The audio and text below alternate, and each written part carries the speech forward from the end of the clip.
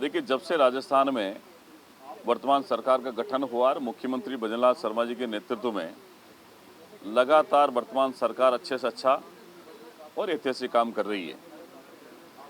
मैं सोचता हूं कि विपक्ष की इतनी दुर्गति पहली बार देखने को मिल रही है कि सदन की मर्यादा क्या होती है, परंपराएं क्या होती है, उसका कांग्रेस को पता ही नहीं।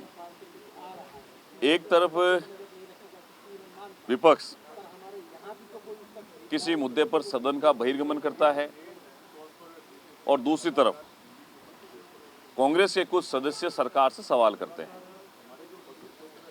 ये एक ऐसा प्रकरण है जिसमें विपक्ष को और कांग्रेस को सोचना चाहिए। या तो वो सदन का बाइकआउट करे, बहिर्गमन करे, या सरकार से सवाल पूछे। आज जब बिना किसी बात को लेकर के सदन में विपक्ष ने वॉकआउट किया और दूसरी तरफ उनके सदस्य मनीष यादव जी एक ध्यानाकर्षण प्रस्ताव के माध्यम से 131 में सरकार से सवाल पूछ रहे हैं, और इससे बड़ी दुर्गति क्या होगी, पूछ के फिर वो बाहर चले गए और फिर सरकार से रिक्वेस्ट करते हैं अध्यक्ष जी से कि हमें हमारा सवाल पूछने दो। ऐसी दुर्गति शायद ही विधानसभा के अंदर पहले कभी हुई होगी जहाँ कांग्रेस की है।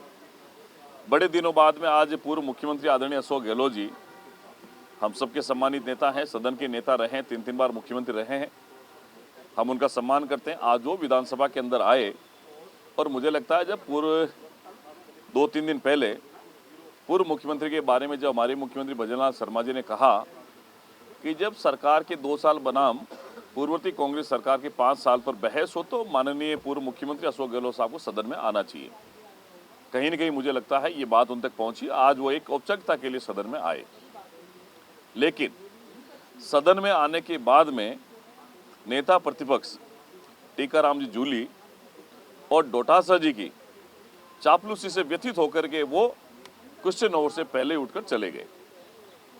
जब मैं सदन में जवाब दे रहा था तब बिल्कुल सही जवाब मिला।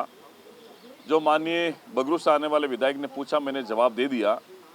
लेकिन अभी कांग्रेस को और विपक्ष में एलओपी को एक बीमारी हो गई है।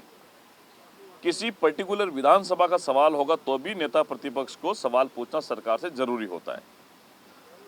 मैंने जवाब दे फिर भी खड़े हुए, फिर मैंने जवाब दिया, लेकिन कुछ बातें कांग्रेस की विपक्षी दल के नेताओं की तकिया कलाम हो गई है।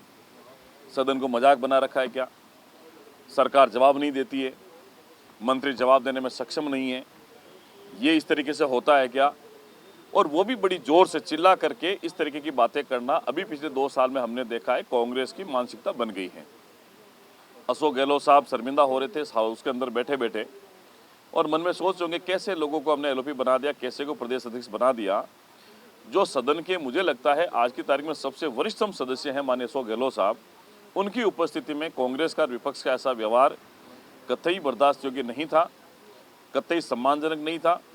हम सब इसकी निंदा भी करते हैं, खंडन भी करते हैं, और इस प्रकार अपनी विधायक दल की बैठक में कांग्रेस के सदस्यों को एक कार्यशाला का आयोजन करना चाहिए जिसमें सदन की परंपराएं, मर्यादा उनको सीखनी चाहिए और लगातार जोर से बोलकर चिल्ला करके वो झूठ को सत्य साबित करना चाहता है, ये होता नहीं है।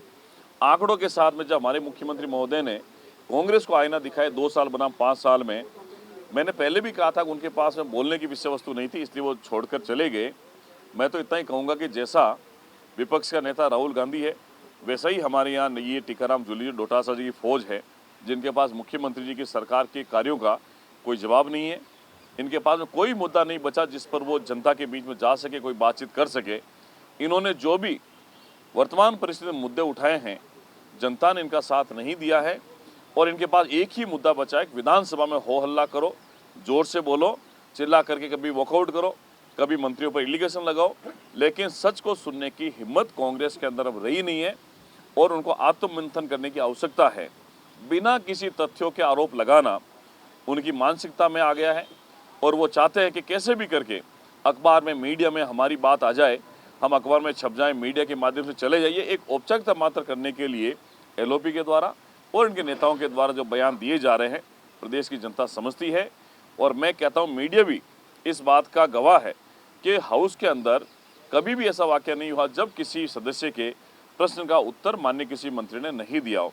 लेकिन उनकी चूंकि आदत बन चुकी है कि वो सार्थक मुद्दों पर बहस नहीं करना चाहते, विधानसभा की कार्य में वो अवरोध पैदा करना चाहते हैं, हुड़दंग करना चाहते हैं। और मैं आपको ये स्पष्ट कहूँ कि कांग्रेस की जब बैठक हो रही थी तब उनके सदस्य डोटासरा जी ने और उनके और सदस्यों ने कहा था कि अध्यक्ष जी की कुर्सी पर, अध्यक्ष जी के आसन पर वो झड़प करना चाहते थे, लेकिन उस समय कुछ वरिष्ठ कांग्रेस के सदस्यों ने उनको मना किया कि नियम प्रक्रिया से सदन चलता है, इस प्रकार की बातें ठीक नहीं होती लोकतंत्र के लिए।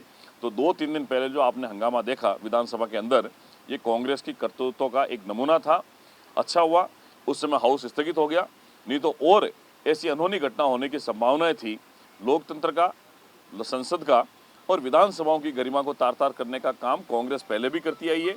फिर हमने 2 दिन पहले देखा कि विधानसभा में जो हंगामा हुआ, कैसे कांग्रेस के सदस्य आवेशित होकर के, उत्साहित होकर के, आक्रोशित होकर के माननीय विधानसभा अध्यक्ष जी के चैम्बर, उसके जो डाइस था उस पर चढ़े थे।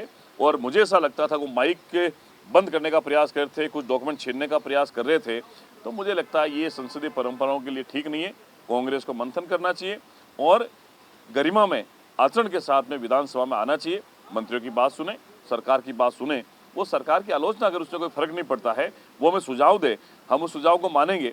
लेकिन बिना किसी तर्क के, कुतर्क करके अपने आप को पब्लिसिटी स्टंट में लाना चाहते हैं, प्रोपेगेंडा करके लाना चाहते हैं।